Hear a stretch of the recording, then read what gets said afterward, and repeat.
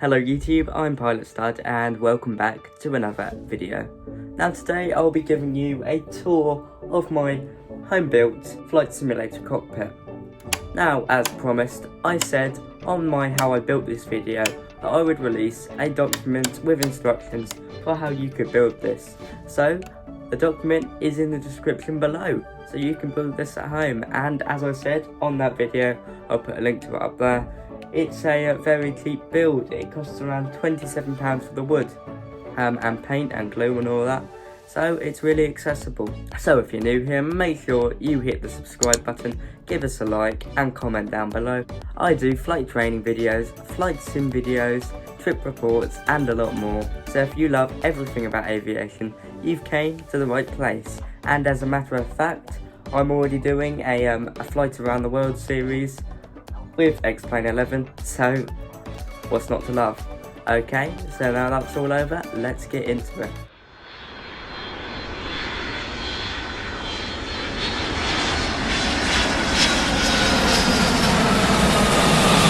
Okay, so kicking off the tour, we've got our two panels here.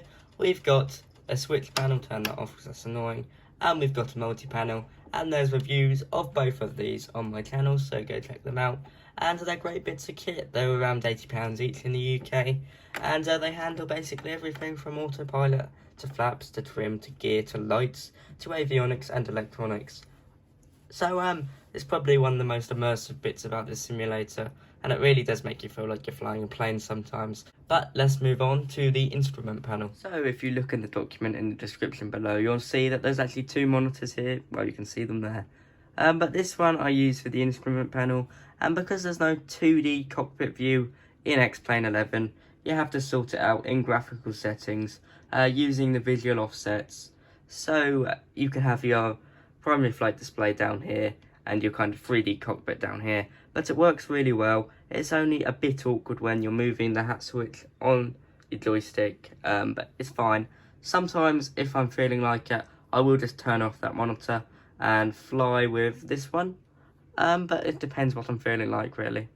So you may have noticed this hole down here, and it's for a radio panel that I'll be getting soon when the price drops, because at the moment they're rather expensive. But yeah, a radio panel will be there soon, as will a review on my channel. So throttle and yoke wise, I use a Thrustmaster T-Flight 4 HOTAS system, which comes with a side stick, and of course the throttle. And they're both really good bits of kit.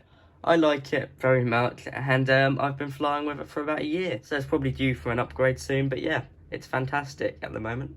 Rudder pedals wise, I use the Thrustmaster T-Flight rudder pedals, and they're superb. They're really cheap, but I've done a review on them. I really like them, and they add a whole new level of realism to your flight simulator.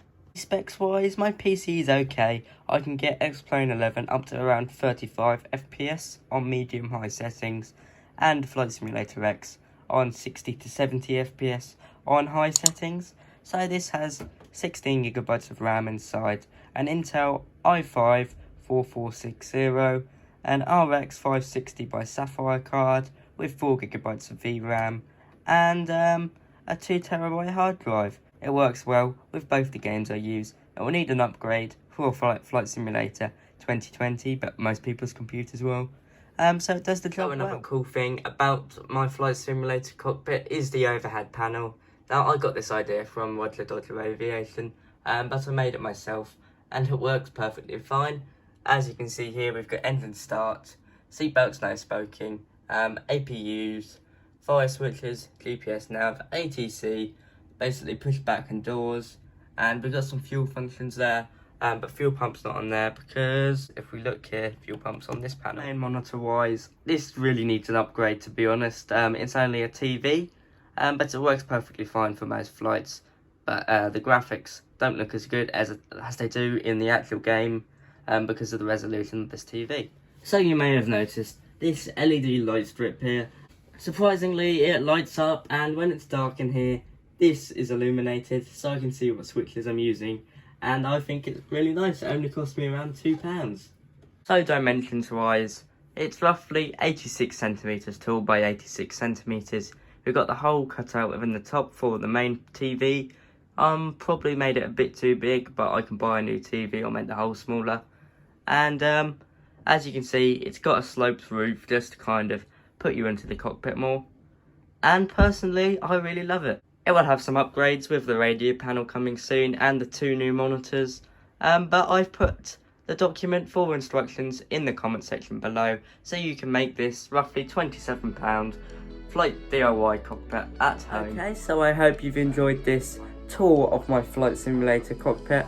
As I said, this is a very fun project for me to build, and it works really well. And of course the document is down below, so you can build this yourself during this time. It's a great project to do.